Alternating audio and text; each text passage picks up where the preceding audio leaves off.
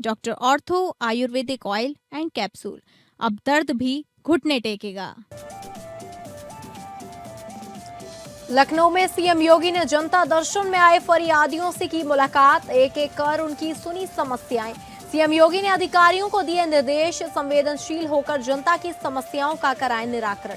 नहीं चलेगी हीला हवाली, समय सीमा के भीतर करना होगा समाधान। गाजीपुर में नाबालिग की हत्या के मामले ने लिया राजनीतिक रंग। गाजीपुर हत्याकांड के पीड़ित परिवार से मिलने जा रहे कांग्रेस सांसद राकेश राठौर को पुलिस ने किया हाउस अरेस्ट। नाराज सांसद अपने घर के बाहर धरने पर बैठे।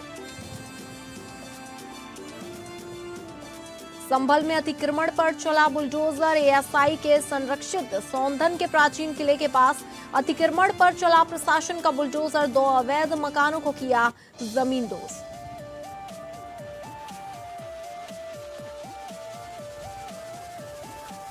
नमस्कार, आप सभी का स्वागत है उत्तर प्रदेश बुलेटिन में और मैं हूं आपके साथ अंकिता सिंह। शुरुआत करेंगे बुलेटिन की, जहां पश्चिम बंगाल विधानसभा चुनाव में आज दूसरे और अंतिम चरण के प्रचार के आखिरी दिन यूपी के मुख्यमंत्री योगी आदित्यनाथ ने धुआंधार चुनावी रैली की। पश्चिम बंगाल के कल्याणी विधानसभा क्षेत्र में आयोजित रोड शो में मुख्यमंत्री योगी आदित्यनाथ ने कहा कि 23 अप्रैल के प्रथम चरण के मतदान के रुझान बताते हैं। ममता दीदी जो बात करती हैं, जिसके नाम पर गुमराह करती थी। बंगाल के अंदर ममता दीदी कहती थी कि अब खेलो होवे, अब खेला नहीं होगा, खेला शेष उद्यन होगा। मुख्यमंत्री योगी ने कहा कि जो उत्साह आपका है उससे कहा जा सकता है कि जैसे यूपी के अंदर वहां के माफिया राज करप्शन को समाप्त किया गया हो, जो बचा था उसको बुलडोजर ने पूरा कर दिया। अब बंगाल में बीजेपी सरकार आने पर वैसी ही कार्यवाही की जाएगी। मैं कह सकता हूं कि जो उत्साह आपका है, ये उत्साह इस बारे में कह सकता है जैसे यूपी के अंदर वहां के माफिया राज को समाप्त किया गया, करप्शन को समाप्त किया गया। डबल इंजन की सरकार आई, सरकार ने ये किया और जो बचा था उसको बुलडोजर ने पूरा कर दिया। लखनऊ में मुख्यमंत्री ने सोमवार सुबह जनता दर्शन में प्रदेश भर से आए फरियादियों की पीड़ा सुनी और अधिकारियों को संवेदनशील होकर जनता की समस्याओं के निराकरण का निर्देश दिया। मुख्यमंत्री ने जनता दर्शन में आए सभी फरियादियों से मुलाकात की, एक एक कर उनकी समस्याएं सुनी, प्रार्थना पत्र लिया, फिर अधिकारियों को समय सीमा के भीतर समाधान कराने को कहा। राजस्व व पुलिस से जुड़ी शिकायतों पर मुख्यमंत्री ने निर्देश दिया कि हीला हवाली नहीं चलेगी, समय सीमा के भीतर समस्याओं का समाधान करके पीड़ित को सूचित करना होगा। जनता दर्शन में आए कुछ फरियादियों से मुख्यमंत्री ने कहा कि बेतहाशा गर्मी में आप परेशान ना हो, पहले अपने जनपद में तैनात अधिकारियों से पीड़ा बताएं, हर हाल में सुनवाई होगी और समस्या का यथोचित समाधान भी। मुख्यमंत्री ने सभी से अपील की है कि धूप गर्मी में अपने स्वास्थ्य का ध्यान रखें। मुख्यमंत्री ने जनता दर्शन में परिजनों के साथ आए बच्चों पर अपना स्नेह लुटाया, उन्हें चॉकलेट के साथ आशीर्वाद भी दिया। मुख्यमंत्री ने मां की गोद में बैठे बच्चों से पूछा चॉकलेट चाहिए, तो एक बच्चे ने मुस्कुराकर अभिव्यक्ति दी। इस पर मुख्यमंत्री ने उसे चॉकलेट दी। चॉकलेट पाकर बच्चा खिलखिला उठा।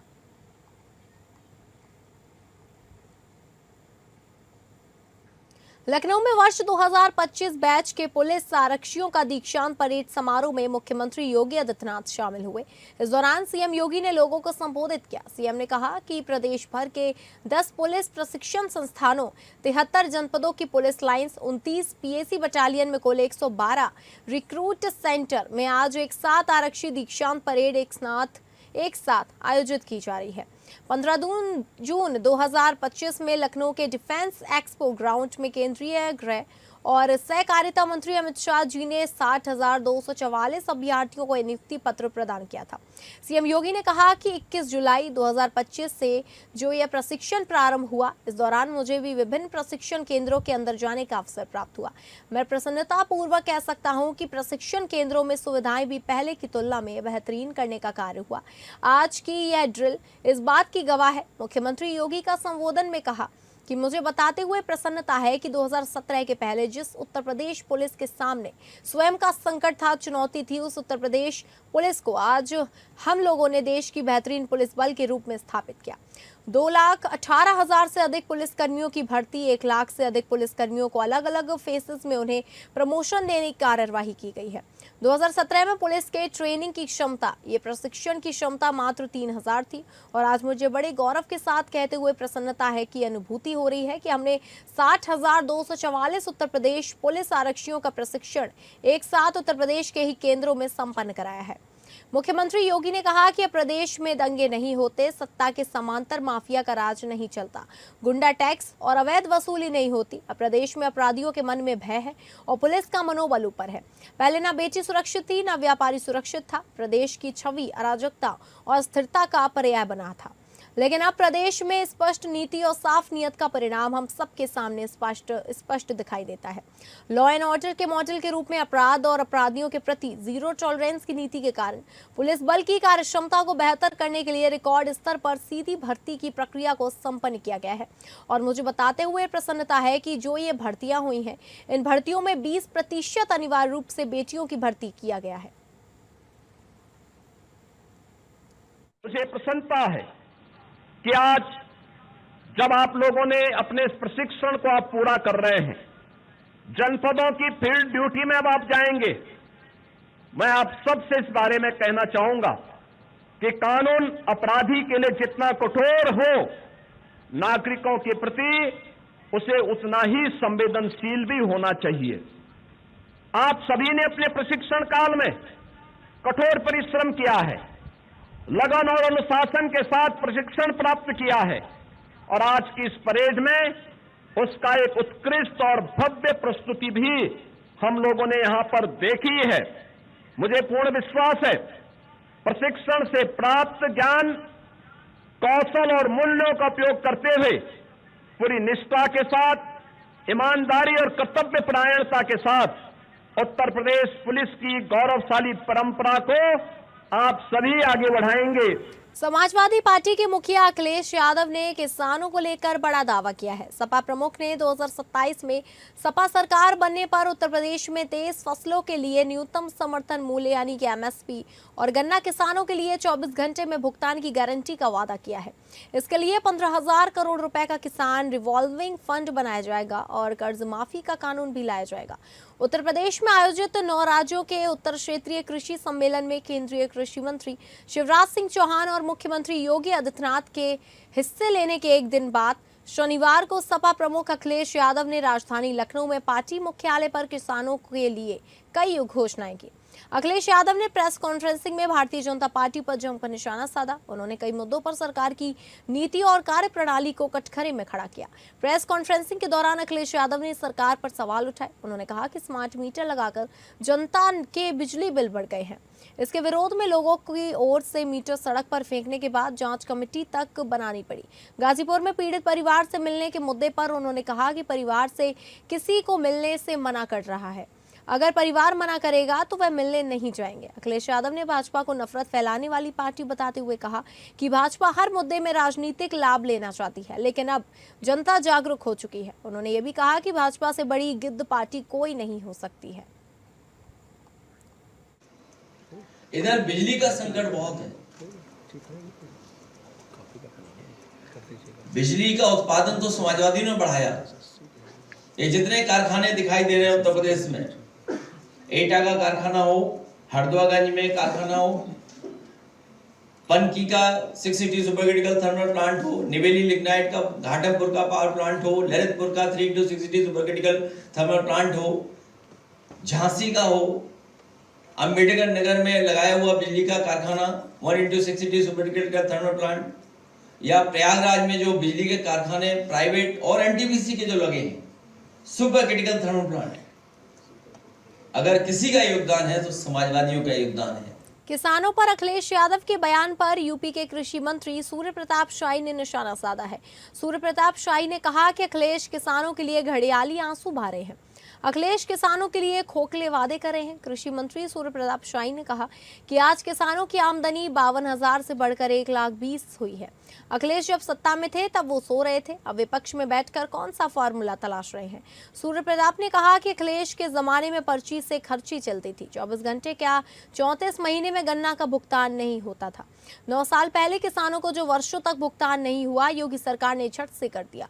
अखिलेश जानते हैं कि सपा की सरकार नहीं बनने वाली है, इसलिए कुछ भी झूठ बोल रहे हैं। समाजवादी पार्टी के राष्ट्रीय अध्यक्ष अखिलेश यादव ने किसानों के लिए जो घड़ियाली आंसू और थोथे वादे किए हैं, उसके संदर्भ में मैं कहना चाहता हूं कि उत्तर प्रदेश में मोदी जी के मार्गदर्शन में और उत्तर प्रदेश के मुख्यमंत्री योगी जी के कुशल क्रियान्वयन में उत्तर प्रदेश की डबल इंजन की सरकार प्रदेश के किसानों के जीवन को बेहतर और कृषि में आय बढ़ाने के सभी सार्थक प्रयास किए हैं और उनके प्रयासों से आज प्रदेश के किसानों की आमदनी 52,000 रुपये से बढ़ करके। सीतापुर 15 अप्रैल को गाजीपुर इलाके में हुई नाबालिग की हत्या के मामले में अब राजनीतिक रंग ले लिया है। पीड़ित परिवार से मिलने जा रहे कांग्रेस सांसद राकेश राठौर को पुलिस ने खुफिया एजेंसियों के इनपुट के आधार पर उनके आवास पर ही नजरबंद कर दिया। इस कार्रवाई से नाराज सांसद अपने घर के बाहर धरने पर बैठ गए हैं और प्रशासन के खिलाफ जमकर विरोध जताया है। सांसद का आरोप है कि पुलिस ने उन्हें बिना कोई स्पष्ट कारण बताए घर में नजरबंद कर दिया। सांसद के धरने पर बैठने की सूचना मिलते ही प्रशासनिक अधिकारियों में हड़कंप मच गया। क्षेत्र अधिकारी कपूर कुमार, एसडीएम जनार्दन कुमार समेत भारी पुलिस बल मौके पर पहुंच गया। अधिकारियों ने सांसद को समझाने की कोशिश की, लेकिन वे अपनी मांगों पर अड़े रहे। इस दौरान सांसद समर्थकों और पुलिस के बीच धक्का मुक्की की भी स्थिति बन गई। पुलिस अधिकारियों का कहना है कि खुफिया एजेंसियों से मिले इनपुट में आशंका जताई गई थी कि सांसद के गाजीपुर पहुंचने से कानून व्यवस्था प्रभावित हो सकती है। इसी वजह से एहतियातन यह कदम उठाया गया। फिलहाल इस पूरे घटनाक्रम के बाद सीतापुर का राजनीतिक माहौल गर्मा गया है। कांग्रेस कार्यकर्ता प्रशासन की कार्रवाई को मनमानी बता रहे हैं, जबकि प्रशासन कानून व्यवस्था बनाए रखने की बात कर रहा है। अब देखना होगा कि यह मामला आगे क्या मोड़ लेता है। मतलब जब देखो आए दिन पुलिस खड़ी रहती है, हाउस अरेस्ट। गाजीपुर का प्रकरण कहाँ, गाजीपुर का सीतापुर, हमको बछवल जाना किसी का कार्यक्रम में, या हाउस अरेस्ट किस बात का हाउस अरेस्ट? कौन सा कागज इनके पास है हाउस अरेस्ट? तमाशा बना रहे, पुलिस की गुंडाई कर रहे, पड़ते थे हाउस अरेस्ट। अरे हम इनको कोऑपरेट कर रहे हैं, हाउस अरेस्ट। आज दिन तमाशा हमने फोन किया, फोन करके कहा कि हमको बछवल जाना है। किसी प्रकार का कागज लेके आए हैं? नहीं, कोई कागज नहीं, पुलिस की गुंडाई है, गुंडाई करेंगे। एक सांसद को जब देखो तब रोकेंगे, ये हाउस अरेस्ट करेंगे। जनपद संभल में प्रशासन ने बड़ी कार्रवाई करते हुए एएसआई संरक्षित ऐतिहासिक धरोहर कारवा सराय की जमीन पर बने अवैध कब्जे पर बुलडोजर चला दिया। गांव मोहम्मदपुर सौंदन स्थित शाहजहां कालीन गेटवे ऑफ कारवा सराय के पास बने 2 अवैध मकानों को पूरी तरह से ध्वस्त कर दिया गया। यह कार्रवाई जिला प्रशासन के निर्देश पर की गई, जहां हाल ही में डीएम और एसपी ने मौके का निरीक्षण कर अवैध कब्जे हटाने के सख्त आदेश दिए थे। बताया जा रहा है कि भारतीय पुरातत्व सर्वेक्षण द्वारा करीब 29 लाख रुपए की लागत से इस ऐतिहासिक स्थल का जीर्णोद्धार कर इसे पिकनिक स्पॉट के रूप में विकसित किया गया है, लेकिन इसके बावजूद यहाँ बड़े पैमाने पर कब्जे हो चुके हैं। मौके पर पहुंचे राजस्व विभाग की टीम ने 2 कब्जेदारों को खुद से मकान हटाने के लिए 8 दिन की मोहलत दी है। हालांकि चेतावनी साफ है, समय सीमा के बाद सख्त कार्यवाही तय है। चौंकाने वाली बात यह है कि एएसआई की इस जमीन पर करीब 100 से ज्यादा परिवार रह रहे हैं, जबकि गेटवे के अंदर ही लगभग 150 अवैध मकान खड़े हैं। प्रशासन अब इन सभी को हटाने और अन्यत्र शिफ्ट करने की तैयारी में है। आने वाले दिनों में संभल में और बड़े पैमाने पर बुलडोजर एक्शन देखने को मिल सकता है, जिससे इलाके में हलचल तेज हो गई है। इस विषय में जानकारी देते हुए जिलाधिकारी संभल डॉक्टर राजेंद्र पौंसिया ने बताया कि ग्राम सौंदन में स्थित प्राचीन किले के पास 3600 वर्ग मीटर जमीन पर लोगों ने अवैध रूप से कब्जा कर लिया है, जिसको हटाने के लिए हमने प्रशासन को निर्देश दिए हैं।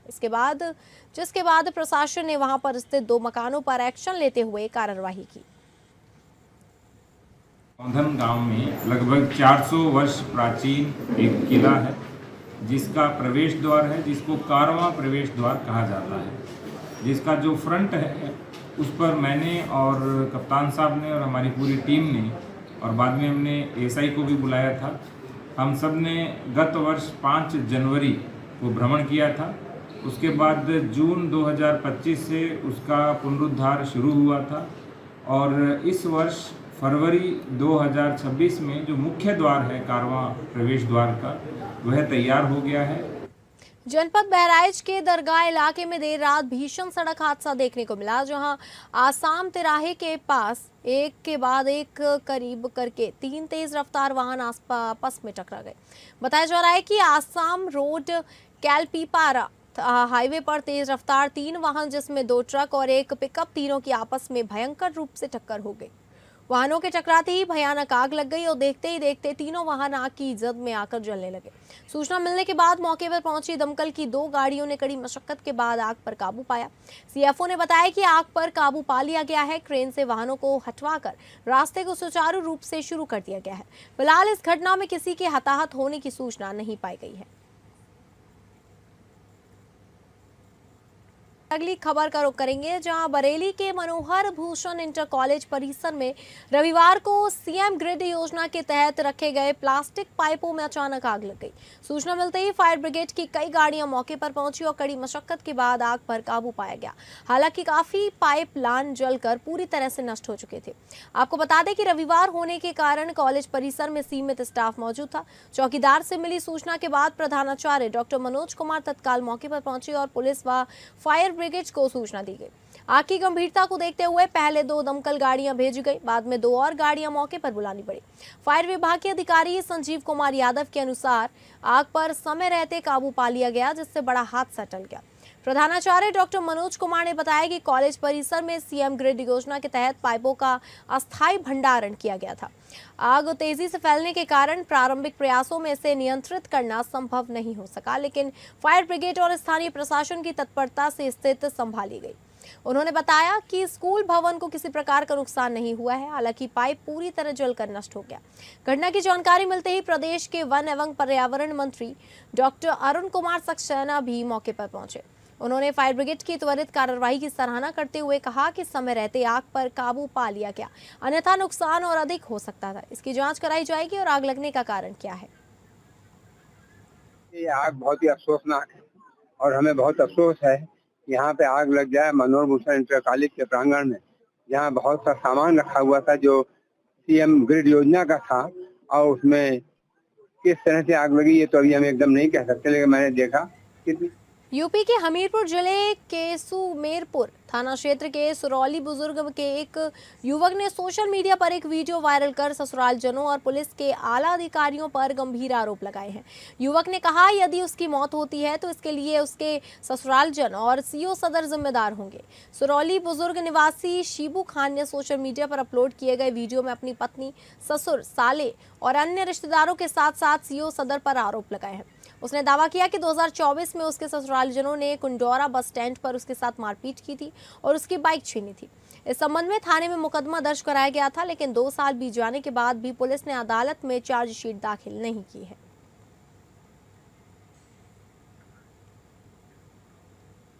शाहजहांपुर में शादी समारोह में बुकिंग पर कार ले गए ड्राइवर की पीठ में गोली मारकर हत्या कर दी गई। सोमवार सुबह पुवाया के सदापुर गांव के पास उसका शव बरामद के अंदर कार के अंदर पड़ा मिला। ड्राइवर कुलदीप रविवार रात शहर से एक बारात में अपनी कार बुकिंग कर लेकर जा रहा था। बुकिंग पर कार ले गए चालक की गोली मारकर हत्या कर दी गई। सोमवार सुबह करीब 7 बजे पुवाया में बड़ा गांव से सदापुर गांव की ओर जाने वाले सड़क किनारे ग्रामीणों ने कार खड़ी देखी। उसका आगे का गेट खुला था। मौके पर जाकर देखा तो एक युवक का खून से लथपथ शव पड़ा मिला। सीओ प्रवीण मलिक पुलिस के साथ मौके पर पहुंचे। शव के पास से ही एक तमंचा पड़ा मिला। बीच में गोली का घाव था। कार के नंबर के जरिए कुलदीप के भाई कमल राठौर से संपर्क किया गया। हुलिया बताने पर अपने भाई के रूप में पहचान की गई। वहीं मौके पर पहुंची अपर पुलिस अधीक्षक ग्रामीणों ने बताया कि जांच की जा रही है। तहरीर के आधार पर मुकदमा दर्ज कर कार्रवाई की जाएगी। जनपद शाहजहांपुर थाना पुवाया क्षेत्र से सूचना मिली कि बड़ा गांव में बीरमपुर रोड के पास एक खेत में स्विफ्ट डिजायर में एक शव मिला है। शव की पहचान कुलदीप पुत्र चंद्रपाल निवासी नई बस्ती दलीलगंज शाहजहांपुर के रूप में हुई है। गाड़ी में एक अवैध तमंचा भी मिला है। मृत्यु किस कारण से हुई है और किस इसमें हुई है, का जो है जांच चल रही है। फील्ड यूनिट मौका पर है। तहरीर लेकर अग्रिम कार्रवाई की जाएगी। रामनगरी अयोध्या में सूरज आग उगल रहा है, लेकिन भक्तों की आस्था का सैलाब उससे कहीं ज्यादा प्रचंड है। आज अयोध्या का पारा 42.5 डिग्री सेल्सियस तक पहुंच गया है, जो सामान्य से 3.3 डिग्री ज्यादा है। इसके बावजूद देश भर से आए श्रद्धालु भगवान रामलला के दर्शन के लिए काफी उत्साहित दिखे। वहीं श्री राम जन्मभूमि तीर्थ क्षेत्र ट्रस्ट ने भीषण गर्मी को देखते हुए दर्शन मार्ग पर खास इंतजाम किए हैं। तपती जमीन से बचाव के लिए मैट बिछाई गई है और जगह जगह वाटर कूलर लगाए गए हैं। तपती दोपहरी, माथे पर पसीना पर चेहरे पर थकान, नहीं बस रामलला के एक दर्शन की आस। इस दौरान देश भर से आए श्रद्धालुओं ने अयोध्या प्रशासन और सरकार का अच्छी व्यवस्था किए जाने का आभार व्यक्त किया।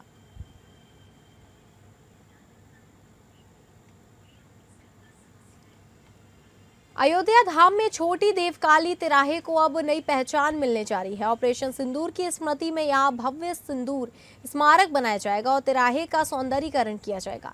इस परियोजना की शुरुआत 20 लाख रुपए की लागत से होगी। इस तिराहे पर आकर्षक लाइटिंग और आधुनिक डिजाइन की योजना है। इसके साथ ही यहाँ फाइटर जेट स्थापित करने का प्रस्ताव भी रखा गया है, जो रामनगरी को देश के लिए समर्पित एक अहम स्थल बनाएगा। नामकरण को लेकर फैली चर्चा पर नगर निगम महापौर ने साफ किया है कि बिना प्रक्रिया के कोई नाम नहीं बदला जाएगा। छोटी देवकाली मंदिर के चौराहे का नाम छोटी देवकाली मंदिर तिराहा ही रहेगा। यहाँ केवल सिंदूर स्मारक स्थापित किया जाएगा। सिंदूर चौराहा नाम को लेकर सिर्फ चर्चाएं थी। यह स्थल धार्मिक आस्था और आधुनिकता का संगम बनेगा। वहीं दूसरी ओर प्रमोद वन तिराहे को मृदंग तिराहा बनाने की भी तैयारी चल रही है। हमारा महानगर पूरा बदल गया है और इसके सौंदर्यीकरण के दृष्टिकोण से बहुत से काम हुए हैं। यह जो देवकाली माँ देवकाली के मंदिर के सामने ये जो तिराहा है, ये बहुत दिन से ऐसे ही खाली पड़ा हुआ है। हमारे नगर निगम के सभी जिम्मेदार लोगों के मन में, माननीय पार्षदों के मन में यह था कि इस चौराहे का सौंदर्यीकरण किया जाए। आज जानकी नवमी है और आज जैसे रामनवमी होती तो रामनवमी के ठीक 1 महीने बाद जानकी नवमी को ये माना जाता है कि आज माता जानकी का जन्मोत्सव है। इस जन्मोत्सव के अवसर पर नगर निगम अयोध्या की तरफ से माता देवकाली मंदिर के प्रांगण के ठीक सामने जो खाली जगह पड़ी हुई थी तिराहे जैसी, इस पे हम लोग ऑपरेशन सिंदूर की स्मृति में एक सिंदूर की स्मृति बनाएंगे। यहाँ पर इसका चित्र भी आप लोगों को हम लोगों ने दिखाया था थोड़ी देर में, और फिर उसकी लाइटिंग और सारी चीजें हम लोग उस तरह से करेंगे। तो फिलहाल उत्तर प्रदेश बुलेटिन में बस इतना ही। नमस्कार।